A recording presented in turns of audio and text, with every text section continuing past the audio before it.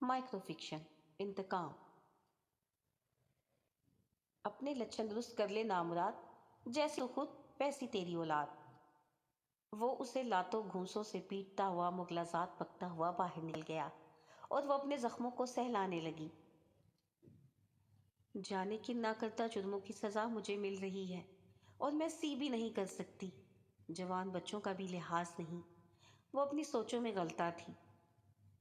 آج بھی اس کے شوہر نے بلا وجہ ہی اسے روئی کی طرح دھنک کر رکھ دیا تھا. کیا ہوا؟ اس کی سوکن کا اکلوتا سپوت اس کے سر پر کھڑا ستیلی ماں سے پٹنے کی بابت دریافت کر رہا تھا. کچھ بھی تو نہیں، اس نے آنسو پونچھ کر رندی ہوئی آواز میں کہا. جانتا ہوں، میری ماں کے ساتھ بھی ایسے ہی کرتا تھا. وہ نفرت سے بولا اور پھر طلاق دے کر گھر سے ہی نکال دیا.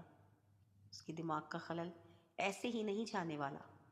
وہ باپ کے متعلق یوں بول رہا تھا جیسے کسی اجنبی کے متعلق بات کر رہا ہو. اگلے دن وہ اپنے بیٹے کو لیے بیٹھی تھی.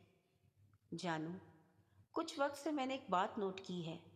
یہ کیسر جب بھی آ کر ٹھہرتا ہے اس رات ہم بے خبر سوتے ہیں.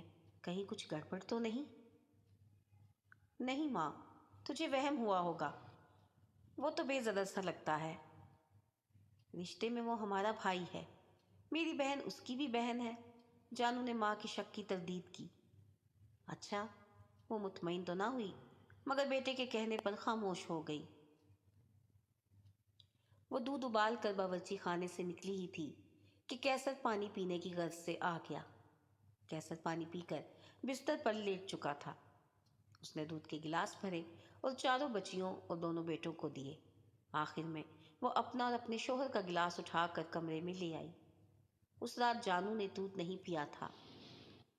رات آدھی سے زیادہ سرک گئی تھی.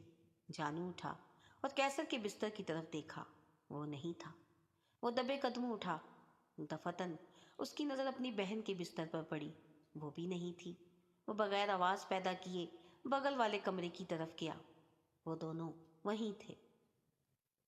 صبح سویرے ان کی ماں کی آوازیں گونجنا شروع ہو گئیں.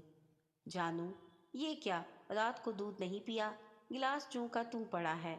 پھر وہ نوشی کو آوازیں دینے میں مصروف ہو گئی. اٹھ جا نوشی، اوئے کیسر اٹھ جا. ماں، وہ دونوں اب کبھی نہیں اٹھیں گے. جانو نے اس کے عقب سے آ کر ماں کے کاندھے پر ہاتھ رکھ کر کہا. کیونکہ کیسر نے اپنا انتقام لے لیا تھا ابا سے.